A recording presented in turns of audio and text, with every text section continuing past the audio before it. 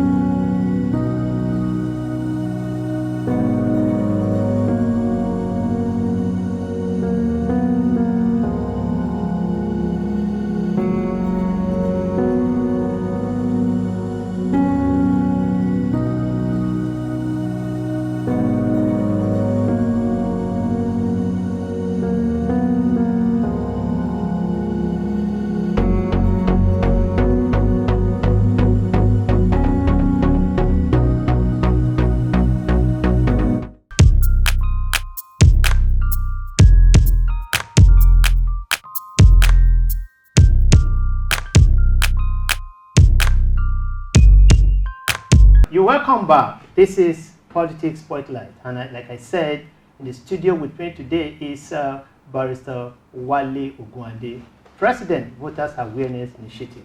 You're welcome, sir. Now let's start this episode by looking at the ongoing game. Do you believe there is an ongoing blame among political class in Nigeria?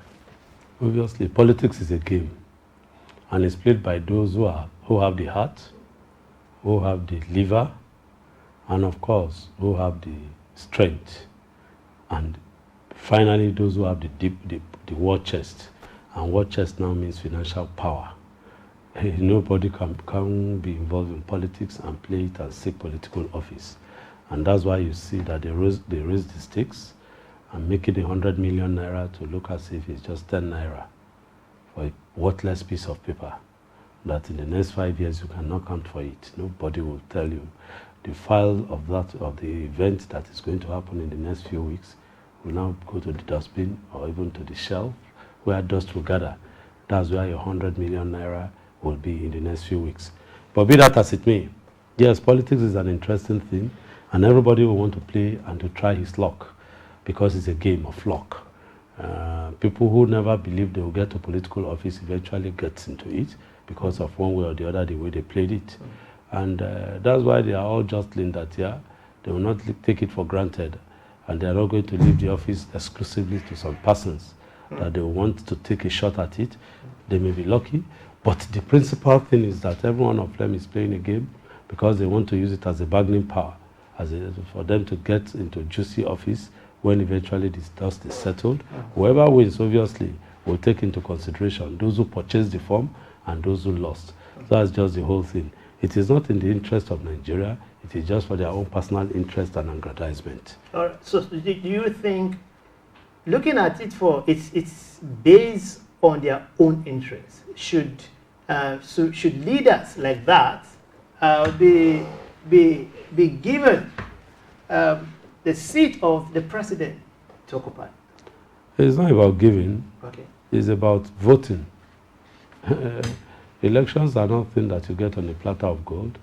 That's why there's a race That's why people are jostling. That's why people are struggling for it. And people are not leaving any stone unturned because they know that it's not given. They have to fight for it. Again, I will refer to the football team. In a football team, no matter how skillful you are, no matter how experienced you are, no matter how well talented, you have to fight for the shot. You have to fight to be part of a team. And that's what they are doing. The politicians see Nigeria, the current political dispensation as a game. And the only way they can be part of it is to be involved. And getting involved is what they have done now.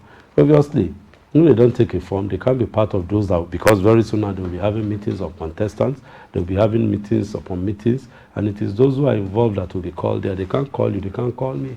But we, the voters, are the king. So eventually we'll decide who. And that's why we come in to now answer your questions frontally. It is the voter that will determine, not giving or voting the right person. And that's where the voter comes in. All right, let's talk about the voter thing, the voters. Now, your initiative, Voters Awareness Initiative, what are you doing to make sure that the right individual, as far as for the presidential seat, is put in place? What is your association or your movement doing in this regard?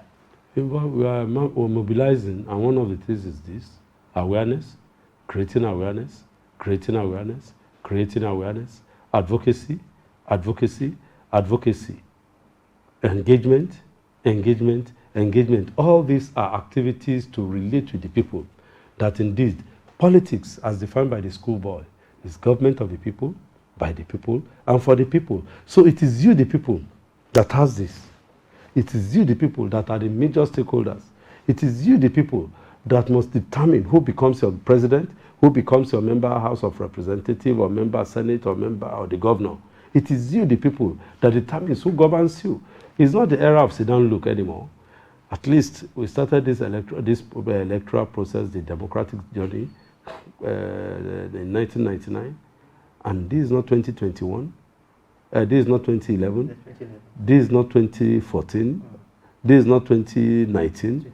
We are now in 2022, going 2023. So we've gone far. So if you look at the maybe 25 for Jonathan, 24, 23 something point something million for Jonathan, and 25 point something million for Buhari, the totality is less than 60 million.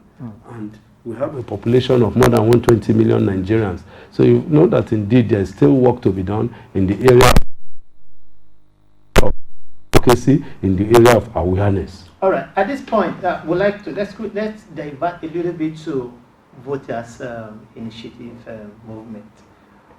What is the organization doing, and what will the organization do for voters to do things differently, as it were? The first thing is that we have, anytime from now, we'll roll out the drums to mobilize, to educate, to sensitize Nigerians on their civic and political rights. What do we mean by civic and political rights? For them to know that by virtue of Section 12 of the 1999 Constitution, security and welfare of the people is the sole essence of government. If the people are not secured and their welfare is not guaranteed, then there should not be any government, and people should not vote anybody into government, or they should vote people who take care of their interests. So if that is the issue, then definitely those who are seeking the people's vote must ensure that they have antecedent of protecting and performing.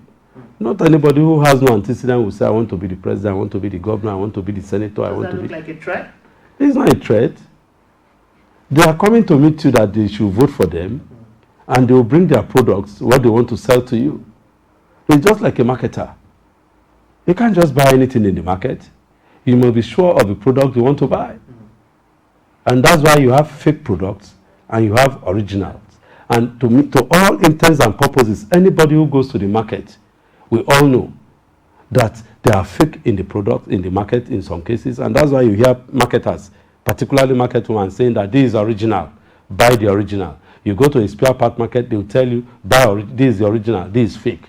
So I don't think any sensible person will want to buy a fake product. So we want original this time around. We are tired of fraudsters who come under the guise of the original, and at the end of the day, they take us for a ride. All right. It seems a battle line is drawn between the political class and the citizen. Do you believe there is a battle to be fought between the Nigerian citizen and the political class, the voters and the political class? The rich also cry. Nobody is happy. Nobody is happy in Nigeria. The way things are. I'm sure you run this place on generator. Yeah. And there is a place called the Redemption Camp, which is not far from this place. They run on turbine. And they have electricity 24/7.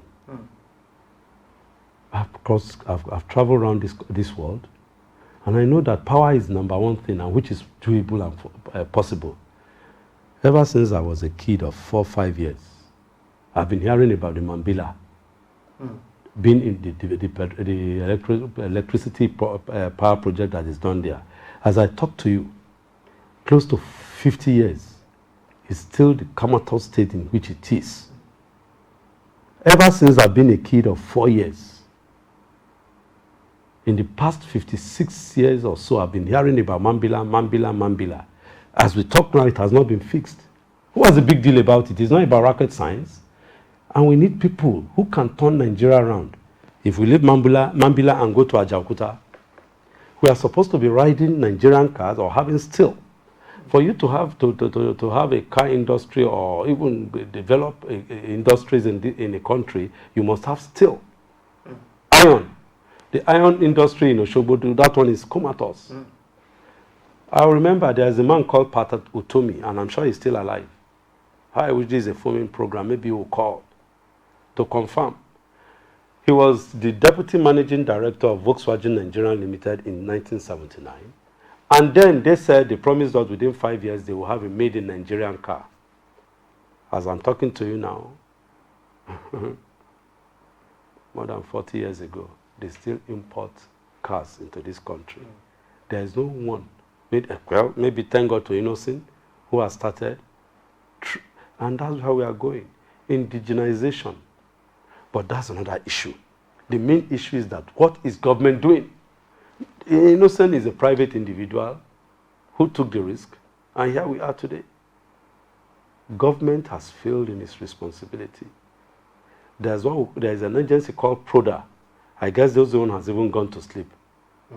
PRODA is supposed to be taking up projects and products that students in the university, polytechnics, get as projects, as their projects in the school, and they take it up and turn it into reality.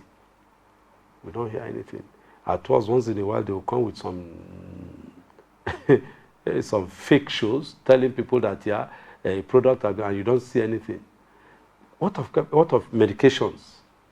How about food? The other day, they made noise about the cassava bread. I'm sure you of course. There's nothing. And we're running a government, and we continue like this. Let me blow your mind. Again, about 40 years ago, or 45 years ago too, the Ghanaians were Nigerians in their drools. They were sewers of food and drawers of water for Nigeria. Hewers of food and drawers of water for Nigeria, for Nigerians.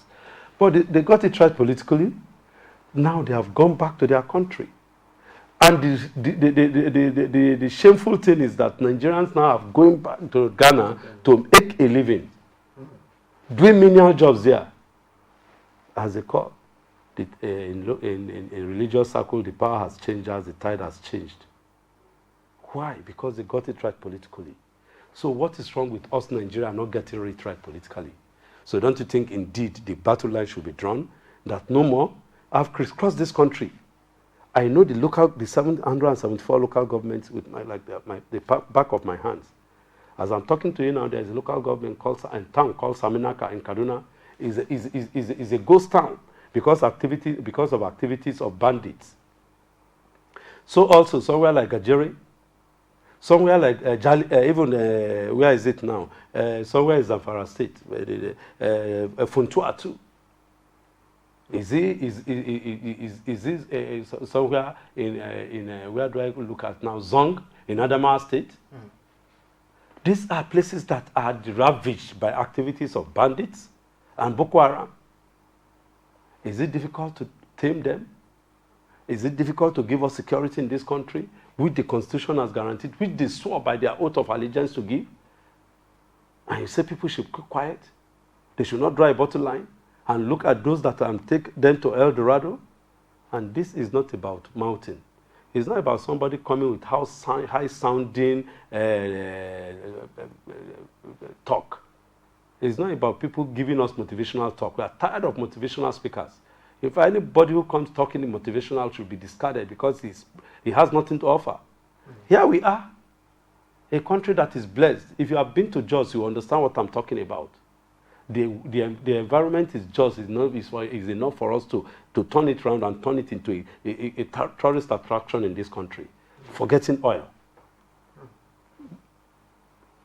So, my brother, Nigeria now is in a dire need of a leader, a visionary leader, not someone who is mediocre. So now that the battle line is drawn, how or what can the voters do to win this battle themselves? The first thing is, election is about numbers. Is the number of people who come to vote. They have been taking advantage of that. That's why you see that out of 120 million, less than 60 million come to vote. Less than half. So what we've been having in a minority government. And we're working on ensuring that indeed, just as I told you in the intro, that we're going to mobilize Nigerians this time around to vote.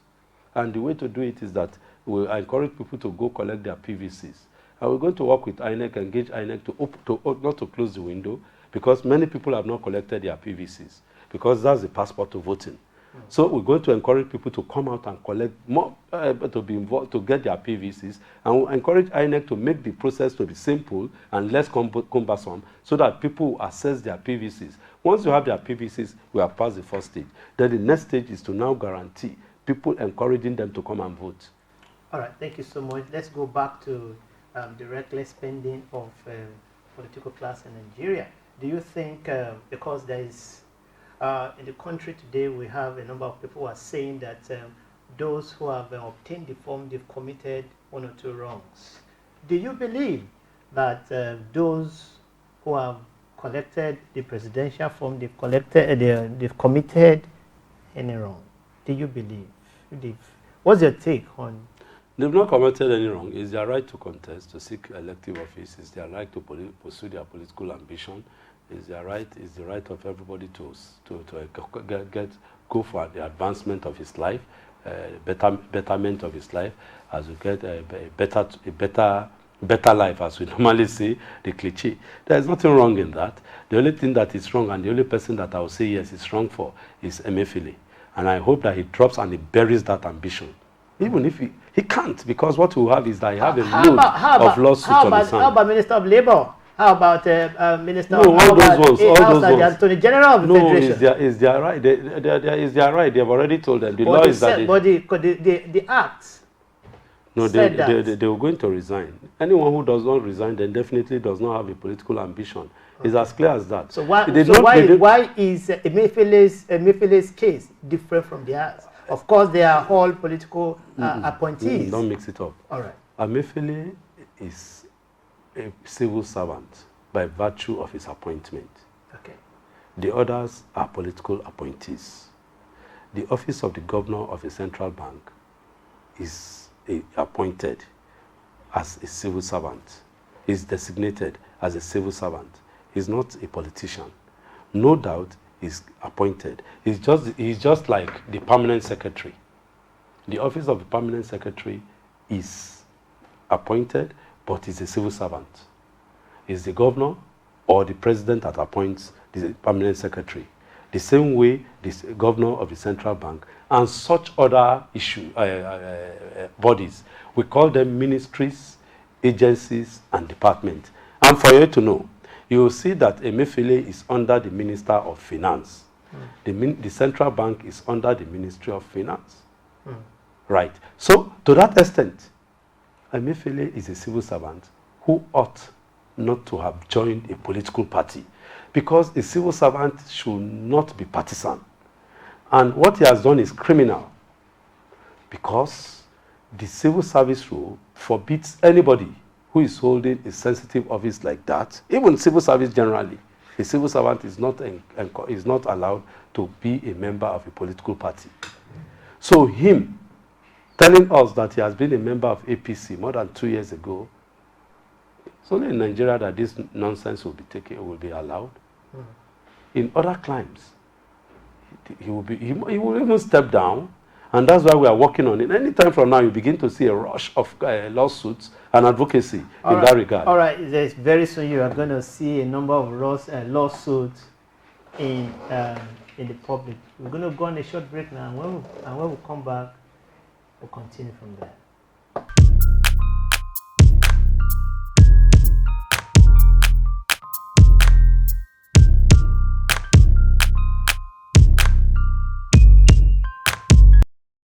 INEC hereby inform the public that only Nigerians 18 years and above who have never registered to vote should register during the last phase of the ongoing continuous voter registration ending on Thursday, 30th June 2022. Those who want to transfer their voting locations to another or replace lost or damaged voters' cards or correct their information such as spelling of names, dates of birth, etc. should not register afresh but indicate as such for action by INEC. This is to prevent double registration, as the names of persons who registered before are still valid in the register of voters. Previously registered voters up till December 2021 can collect their PVCs at the registration centers. This message is from the Independent National Electoral Commission, INEC. INEC, making your votes count, consolidating our democracy.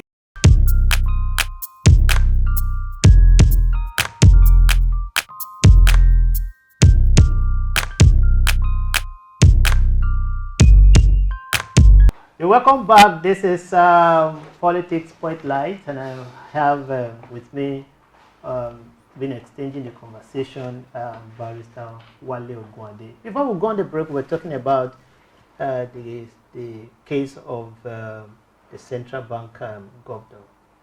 Some even lawyers, they back his action up that he has not committed any wrong. What's your take on, as a lawyer? What's your take on his move? The law is clear. They are playing the ostrich. I want to believe that they are hired hands, they are hirelings who are promoting his candidature because of what they want to gain. You see, we should be dispassionate whenever we discuss issues, and particularly my colleagues too. There are some issues that are straightforward that you don't need to bend, trying to rationalize. The law is clear that civil service is civil service. By the time we begin to pollute the civil service, allowing people to be involved in politics, let me give you an example now. The minister belongs to a political party. The permanent secretary, because he is a card-carrying member of another political party, obviously there will be problems. They will not be on the same page. He has shown that he's a member of a political party. The minister is a member of another political party. He has come to say, I'm a card-carrying member of this political party. And the minister is a member of another political party. And you think they can work harmoniously? The civil service has been excused and excreted and removed from the ambit of politics. That's why it's like that. If you want to contest as politics, or you want to be involved in politics, you resign and join politics. So it's unfortunate that we have gotten to this level. And this impunity will continue if Emefiele is not made a scapegoat. The president recently asked ministers who are under him that has political ambition to resign before May 16. But the office of the CBN governor was not mentioned in the release.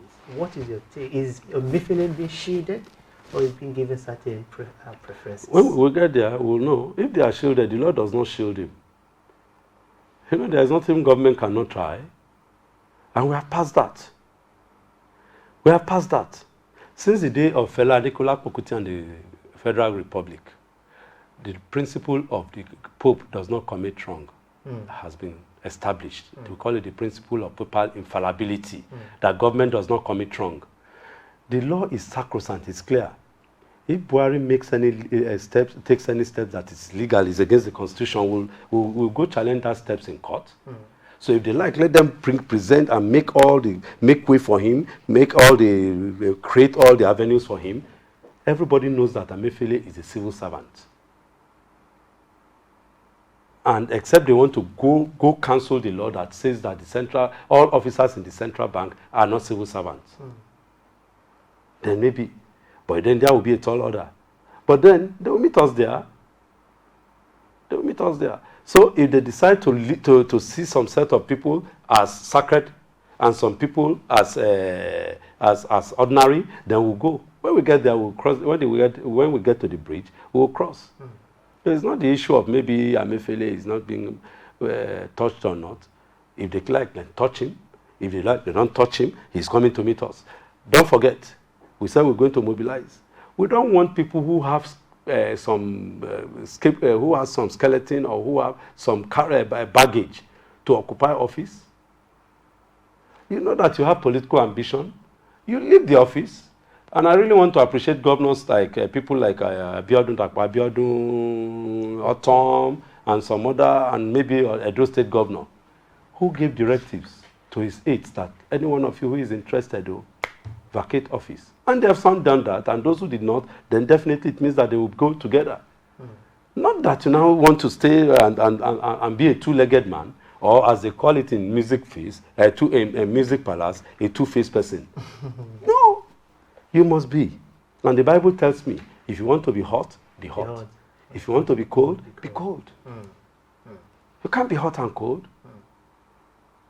All right. Now, let's talk about voters. Now, it seems the voters at the moment are confused. If we are to champion a cause for the voters on who and who to go with, do you have a preference? It won't be my interest. It won't be fair for me here to make or to state or to tell, because I command a large followership. I am an opinion molder, and it won't be fair. But the indices have already stated that we want someone who can think out of the box, someone who is a performer, someone who has great antecedents, and not in government anyway. We need people who are outside government. We want fresh hands, fresh ideas. We want people who are well tested in private life, who have taken life, who have done things from the scratch, and they have things to show. Not people who rode on the crest of government, and of course they rode even on the crest of government. There is nothing to show. We want people who can make a difference and who can turn things around. We are not here for rhetorics. The era of rhetorics is gone with the 2019 election. Don't forget that somebody came and said he had no shoe, and people rushed and voted for him. The Buhari came and said he's going to fight corruption, but it seems this is the time that corruption has really been fighting back more than ever before. Corruption among government officials is so in the high level. The other day, the picture went online on how a number of buses vehicles that were purchased for someone who is occupying political office, is in office, vehicles for his campaign. And if we search, what is his salary? What are his emoluments? How come that now they are telling us that, I will not talk too much as a lawyer so that I don't let the cat out of the bag, that people are picking funds for them. 100 million naira, is it 20,000 naira that people will donate? These people who are donating, what is their pedigree? I was going to, that's the next point we want to talk about. Individual putting resources together on the space of 100 million naira. What is their pedigree? Let us unmask them. To purchase a form for a wealthy in corporate governance.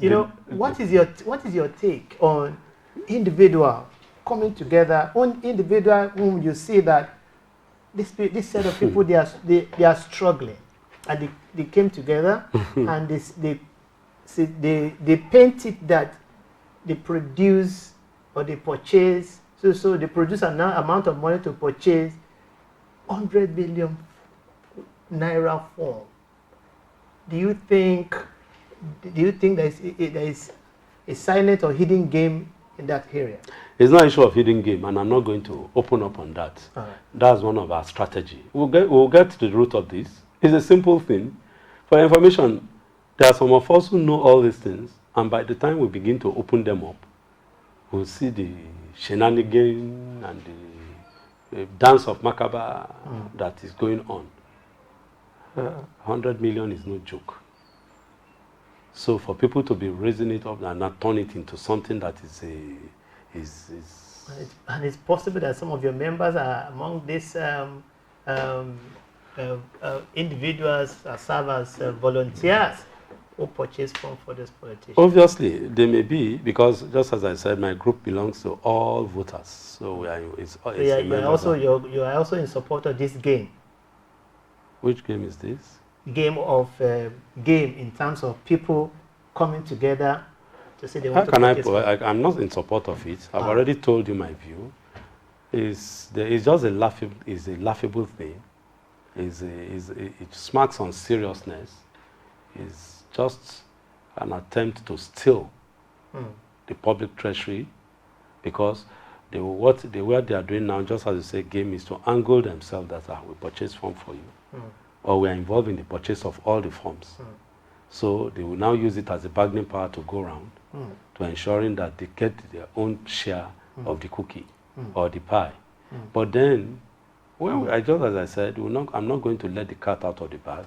When we get there, we'll work on it. All right, let's talk about the young, not too young to run bill. If you look at the number of those who are coming out now to purchase funds, you rarely see young people. Do you think the young people refuses to come out because of the high level of the money vested on the purchase of the form? We'll work on that one too, but I'll just give you a tip. All right. What's the tip? Majority of the Nigerian voters are youths. And the second leg of the voters are women. Between the youths and the women, they can make things happen. And that's where we are going. And I don't think the youths now should sell their birthright, behaving like, is it Cain or Abel who sold his birthright? So, to me, the youths are in the driver's seat now, and they should ensure that they do not miss this opportunity. Why am I saying this? I have been involved in this process, and I know that the youths care less about the elections. Maybe if you have a vox pop, when you go to the streets, you ask the youths, particularly the youths, do you have a voter's card? Do you have a voter's card? Maybe 3% of the number of people that you interview will have a voter's card. And that is a big failure. If the youths don't have voter's card, then how can they partake? You say you want to be a presidential candidate, or you want to run for Senate, or you want to run for House of Rep, or you want to run for governorship, and you don't have a voter's card. That's the foundation. So, how are you now able to run? Not too young to rule. If there's again another issue, is as easy as ABC. There are 18 political parties registered by INEC. No doubt there is no room for independent candidacy. So of the 18 political parties, we only hear about 3 or 4, not more than 5. So we have 13 platforms that are sleeping. That you go there, you say you want to contest, they will give you they will just, of course, they have to organize election. They have to organize, because we're talking about good governance here and so on. And one of the reasons I'm laughing at the other parties is that rather than go to conduct election to bring out the popular candidate, they want to do what they call consensus, having smuggled it and rigmaroled themselves into the electoral process. It won't take them anywhere. And train the party open. So you mean consensus is not... That's not democracy. Is it constitutional? That is not democracy. The Constitution does not come in here. It is the issue of the Electoral Act. Yes, it's in the Act, but that's not democracy. That is a contraption. That's a madaru. It's brought in because to satisfy the interest of some people. But we all know. Then why don't they just say a consensus that I want to become president? Everybody go and sit down. Why do you want to have an election? Why do you have a general election? Why don't you have a consensus election? Nobody should vote. So they will not spend as much as... No, democracy is about money. Why will you talk about spending? That's not fair. That's not a good statement. And on behalf of Nigerians, I will say you withdraw that statement. Why will you say they spend? What of the political class that are spending? Is it not talking about profligacy? So, elections are for people is about choice. When we talk about election, it's for people to make a choice. Not that people will now gather. They'll now say, hey, we have agreed. They will say, who agreed? Who agreed? I don't know. Who agreed? I don't know. Who agreed? I don't know. But some people have brought some people. That's not democracy. We want real democracy to drive. In fact, this consensus is not taking us back. This is not how we started. When Obasanjo was to be voted for, or voted for at the primaries, it wasn't a consensus thing. There was a vote by the delegates. When Jonathan too was to become president as a presidential candidate, even Yar'Adua. When it is Buhari too, the delegates voted. So now people will now sit down and they will now say, oh, we have agreed that, those who want, no. That is an aberration. To teach them a lesson, I will promote. And we want younger political parties, the youth that you say now, let them form themselves. There are so many political parties around who are sleeping. Let them go there and wake them up. They are already registered by INEC. And if they think they are up to the task, they can go seek registration with INEC, come together as a team, go seek registration under Section 222 of the 1999 Constitution, and get registered by INEC, and they start running. Then they will now be able to run.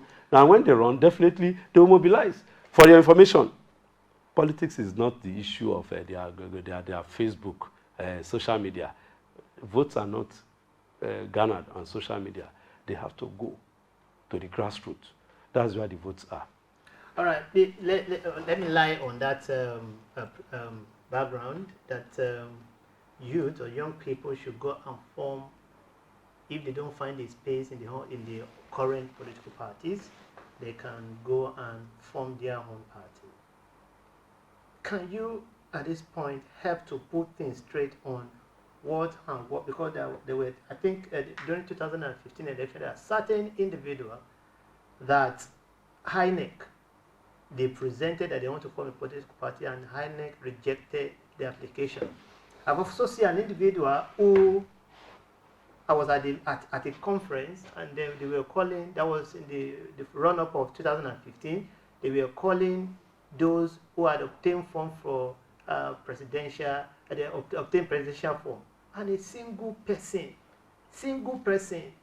he owns a political party and is the sole presidential aspirant for that party. Now, can you help put things straight for young people who are desirous or who you are calling now to come together and form a political party? What and what do you think should they put in place as a constitutional law? It's a simple thing. The Constitution mandates INEC by virtue of Section 221 and 222 and its fifth schedule, the fifth paragraph in the third schedule of the Constitution, to monitor political activities in this country and to register a political party.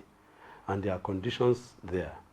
The first is that you must have offices in 2 thirds of Nigeria. All right? 2 thirds of Nigeria. That includes all the local government. You must have presence. And of course, you must have a membership drive in the various in these various areas, and the presence in those areas too. So, once you are able to galvanize those things, you are good to go. It's as simple as that. Politics is about people. It's about numbers. So all you need to do is to mobilize people. And it's a simple thing. I am a pastor, and I know the principle of followership, of follow-up. All you need to, of evangelism, all you need to do is to talk to one to talk to two to talk to five to talk to 10. Like the Bible will say. One will chase 1,000, and Okay, two two will will chase chase 10,000. So we are moving. It's about taking the principle the way it is and moving it. Nobody, you see, leadership and political office is not given a la carte. You have to fight for it. That's why these ones are fighting for it. They know the game, but they can change the table. They can change. The youths can change the table if they so desire. All right, they can change the table. The youth can change the table if they so decide. Like before I let you go, want you to let's put things straight for the political class in the country today and their spending. What would be your candid advice for them? Well, I'm involved in with INEC in some cases. I mean, interact with them because we run elections, and when we monitor elections, we do reports, we have meetings with them, and so on and so forth. And in such meetings too, we ensure that there's what we call the ceiling on campaign spending and so on.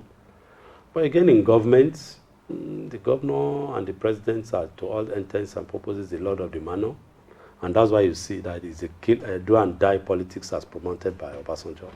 That they want to do everything to get there, because the political system in Nigeria encourages the winner takes all. So if the winner takes all, it means whoever wins the election is the Oga, is the boss, he's in charge of everything. And of course, he has access, free access to government fund, and he can do anything he wants. And that's why you see governors becoming emperors.